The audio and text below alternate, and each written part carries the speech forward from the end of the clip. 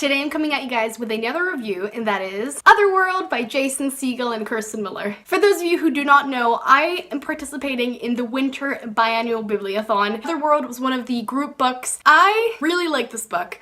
I gave it a 4.25 stars out of 5.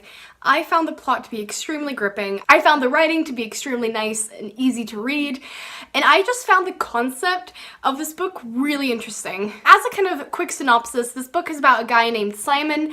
Simon is a pretty rich kid. So basically his parents, I think, are either like lawyers or they own like a big firm or something. But essentially they're really rich, but they don't really love him. He doesn't have a good relationship with them at all. And basically in his society, they have created this game called Otherworld.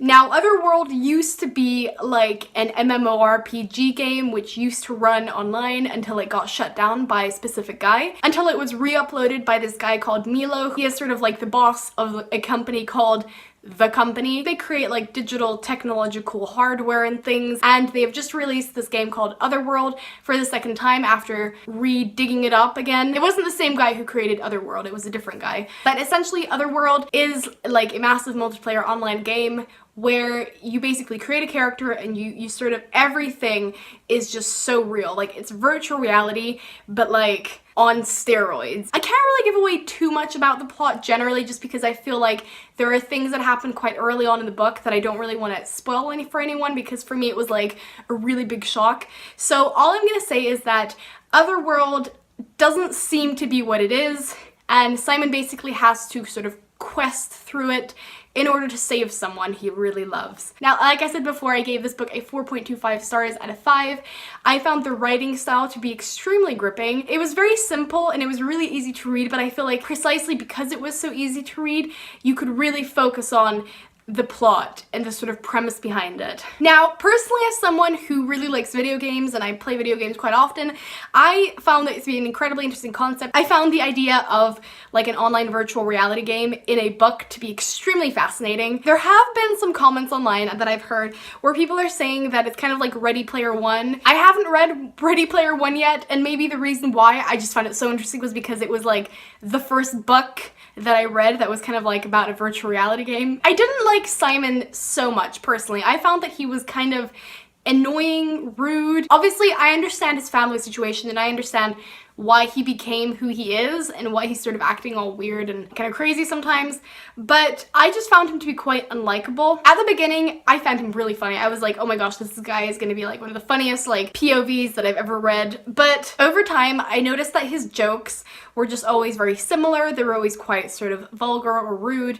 And while I don't necessarily have an issue with that, like personally, like I'm not turned off by like swear words or like sexual comments in like books or whatever, it was just like too much. You know what I mean? Also just like the constant like references to like sex and orgies and threesomes and whatever, right? Like there was just too much of that. Like just personally, whoever knows me knows that I am not a prude of any kind. Like I am extremely open. I can talk about things like sex really easily. Even for me, it was just like, after a while, I was literally just like, you guys really like to talk about sex. Okay, I get it. What I did really like about this book though were the supporting characters. Now, I don't want to spoil too much. Again, I'm not going to spoil anything, but I found them to be extremely interesting. I really liked their personalities a lot better than I liked Simon's. They were really fun to read about. Another thing that just bothered me is I didn't like the ending that much. I don't know if anyone else who read this was sort of feeling this way when they read it, but I was really confused by the end of it. I didn't really know who the bad guys were. I didn't really know who the good guys were. I didn't really know like who was helping Simon and who was sort of against him, and then you thought someone was nice but they weren't.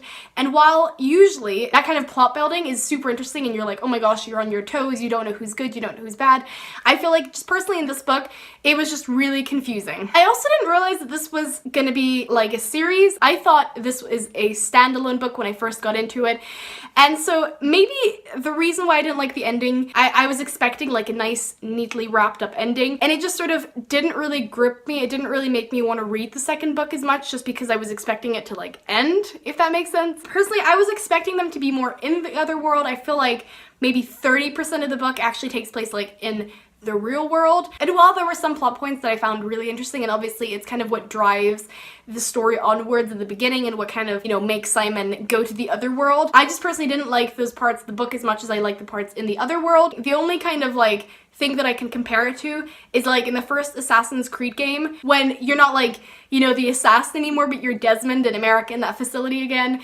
And it's just like those parts of the game were just really boring and bland, and you just want to skip over them. And you just want to go back to like ancient Jerusalem or whatever, scale buildings again and stuff. That's kind of what it was comparable to. The Otherworld was ancient Jerusalem scaling buildings, being a badass, and then like the real world was Desmond Miles in a facility. Okay, maybe that was just like a tiny bit of an exaggeration. It was a lot more interesting than Desmond in the facility. But just personally, I like the Otherworld a whole lot better. And if like the ending was just like a bit more interesting, gripping, not confusing, I would have definitely given this book 5 stars because it was really, really good. Another thing that I want to talk about is just this general concept that the Otherworld sort of presents us. Because not only do I think that The Otherworld is a very interesting book just like in general in terms of plot and story, but I also feel like there's a bit of philosophical thinking that goes into it. The Otherworld basically presents humanity with the opportunity to be able to immerse themselves in a virtual world that basically feels like the real world, but there are absolutely no rules on what's allowed, whether something's immoral, whether you could do something. You basically have the freedom to do whatever you want, to eat people, to engage in cannibalism, to sleep around with whoever you want, just like be general, like a horrible person and a murderer or a glutton or anything like that. And while obviously it was like really disgusting to read about some of the things that were going on in the Otherworld, I just found it really interesting. Just this idea of what happens when you give humans who already have this kind of weakness to be susceptible to like money and power and sex and drugs, and you give them all of that without any limits. Like, what happens? I know that like generally I have faith in humanity, like I generally like to think the best of people, but unfortunately in the real world, in our world right now, I think that there are probably people out there who would react in a similar way when given the opportunity to be like uncivil. So it was just quite fascinating to just read about that. It was incredibly thought-provoking. Now I'm going to really briefly go into some spoilers for a while. So for those of you who haven't read the book, I hope that I've provided you with some sort of reason or motivation to actually go and pick it up. I think that it was really great. I hope that my general thoughts were at least like interesting to hear about. So I'm just gonna quickly go into some specific things that I want to talk about. If you don't mind getting spoiled, you're welcome to stay and watch. But if you don't want to get spoiled, I would recommend that you go and you actually go and read it. So without further ado, let's get into some really good spoilers. Now, I would really like to say that I found the plot to be quite predictable at times. Almost from the beginning, almost from when we were introduced to, you know, Milo, that guy from the company, when he was talking like on the TV and Simon was watching him, I feel like I instantly knew that he was evil, right? Like, there was no doubt in my mind about the fact that like the Otherworld is evil, that these people who've been falling into these locked-in syndromes, that wasn't a coincidence. I knew that it was totally planned by the government, and I feel like just generally that aspect of the plot where maybe, you know, like Jason and Kirsten wanted to keep that kind of a secret didn't work for me. I kind of instantly knew that. However, on the sort of flip side to that, I didn't know that Milo was gonna be just as much of a victim as, you know, all the other people were gonna be. It was incredibly fascinating to eventually find out that Kat's stepfather was actually behind all of this. I mean, I pretty much hated that guy since the moment that I read about him, but I honestly didn't think that he was going to be the guy who was like the owner of the company and he was taking charge of everything and he was using Milo's weakness against him. Also, like I said before, the ending was just a tiny bit confusing. I wasn't sure like who was the good guy, especially Martin. I felt that was really confusing because at first I thought he was someone who was helping them, but then he suddenly like turns on them and tries to kill them, and it was confusing and not in a super climactic way. I need to talk about what happened to Carol. I loved Carol, okay? She was my favorite character of this whole book. She was badass, she was fierce, she was not afraid to speak her mind, and then they go and they kill her off. I was so not cool with that. I'm not cool with that. That was literally the moment in the book where I really started to cry because it really started to sink in just how serious this book actually is. I was not happy about that. I don't even know like what to say about that. I cannot believe that she had to die. She was probably like the best character of the whole book, and Simon isn't very likable, and Kat, okay, she's quite likable, but like we don't really know that much about her, but just no. Yeah, so that happened. Moving on.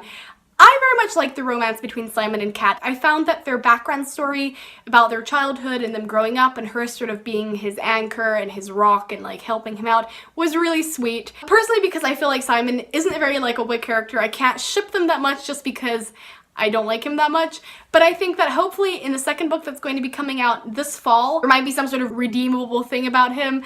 I also really hope that we're going to see more of the Otherworld again, because that was definitely like my favorite aspect of this book. I hope that they don't like stretch out this series too much, because I can feel like a overthrowing the government, rebelling against evil things, and just generally that kind of trope coming on. Not that there's anything wrong with like a dystopian book that has that kind of genre to it, but I definitely read this book because I thought it was going to be about a video game and all of that, and not because I kind of wanted to read about like a revolution or something. I hope you guys know what I mean. Overall, I really did like this book. If you guys read this book as well, please let me know what you guys thought, whether you liked or disliked it. Let me know what rating you gave it. Let me know whether you agree or disagree about the things that I talked about. Thank you guys so much for watching, and I will see you guys soon with another video. Bye!